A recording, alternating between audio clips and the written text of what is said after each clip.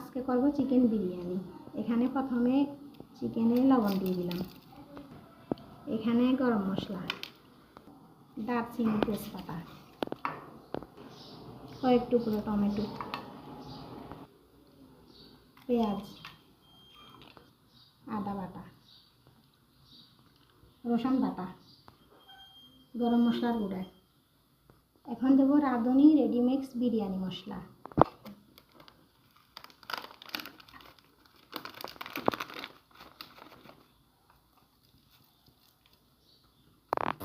এবার ভালোভাবে মেখে নেব।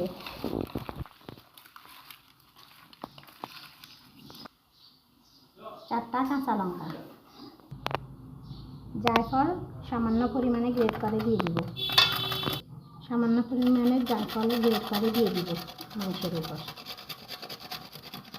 ফ্রোজেন করা টক দই, এগুলো বরফ হয়ে আছে, গ্রেট করে দিয়ে দিব। Nice idea.